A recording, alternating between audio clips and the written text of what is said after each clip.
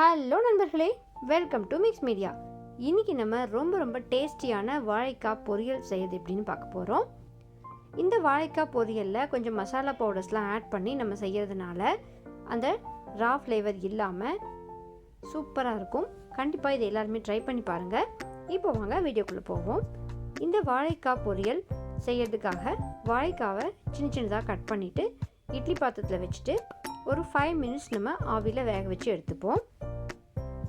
இந்த இட்லி பாத்திரத்தில் நம்ம வேக வைக்கும்போது அந்த இட்லி தட்டு மேலே கொஞ்சமாக ஆயில் தடவிக்கணும். அப்போ தான் நமக்கு தட்டு மேலே ஒட்டாமல் இருக்கும். அதனால் இந்த குழி மேலேயும் கொஞ்சமாக ஆயில் தடவிட்டு அதுக்கப்புறமா நம்ம கட் பண்ணி வச்சுருக்கிற இந்த வாழைக்காவை ஆட் பண்ணி 5 to 10 மினிட்ஸ் நம்ம பாயில் பண்ணி எடுத்துக்கலாம்.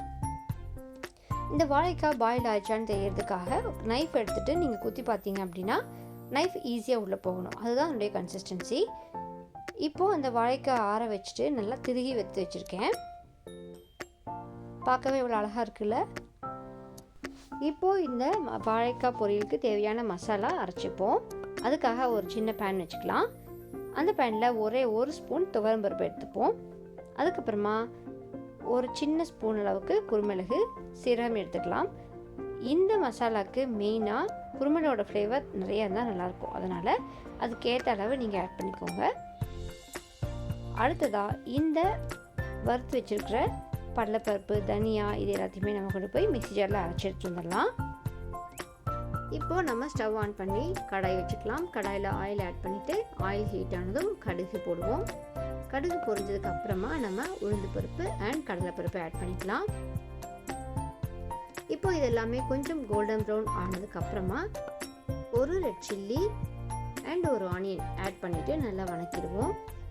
இப்போ இதெல்லாமே ஓரளவு வணங்கினதுக்கு அப்புறமா கொஞ்சமாக மஞ்சள் பொடி அண்ட் 1/2 டீஸ்பூன் மிளகாய்த்தூள் இதையும் ஆட் பண்ணிவிட்டு நல்லா மிக்ஸ் பண்ணிடலாம். இது எல்லாமே நல்லா மிக்ஸ் ஆகி வந்ததுக்கு அப்புறமா நம்ம திருகி ரெடியாக வச்சுருக்கிற இந்த வாழைக்காயை ஆட் பண்ணிடுவோம்.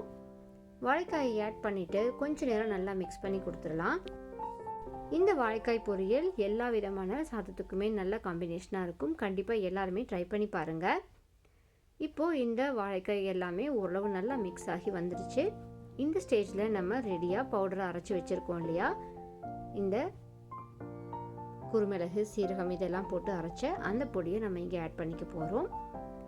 கூடவே கொஞ்சமாக பெருங்காயத்தூள் ஆட் பண்ணிக்கலாம். இது எல்லாமே போட்டுட்டு நல்லா மிக்ஸ் பண்ணி கொடுத்துடலாம். நம்ம இப்போ வறுத்து ரெடியாக வச்சுருந்த அந்த மசாலா அவ்வளோ ஃப்ளேவர்ஃபுல்லாக இருக்கும். அந்த மசாலா உங்களுக்கு பிடிக்கல அப்படின்னா நீங்கள் இந்த மாதிரி மசாலா போடாமலும் செய்யலாம். பட் அந்த பவுடர் நம்ம ஆட் பண்ணி செய்யும் பொழுது ஒரு நல்ல ஃப்ளேவரை கொடுக்கும். வாழைக்காய் உடைய அந்த ட்ரைனஸ் இல்லாமலும் இருக்கும். அதுக்காக தான் அந்த பவுடரை நம்ம இங்கே ஆட் பண்ணுறோம். அவ்வளோதாங்க, நம்மளுடைய வாழைக்காய் பொரியல் சூப்பராக ரெடி ஆயாச்சு. உங்களுக்கு புளிப்புத்தன்மை பிடிக்கும் அப்படின்னா கொஞ்சமாக லெமன் ஜூஸ் புழிஞ்சுக்கோங்க. சூப்பரான இந்த வாழைக்காய் பொரியல் எல்லாருமே ட்ரை பண்ணி பாருங்கள். இதே மாதிரியான சிம்பிள் அண்ட் குயிக்காக செய்யக்கூடிய ரெசிபிஸ்க்காக நம்ம சேனலை மறக்காமல் சப்ஸ்கிரைப் அண்ட் லைக் பண்ணிவிட்டு காத்துருங்க. டாட்டா, பாய் பாய்.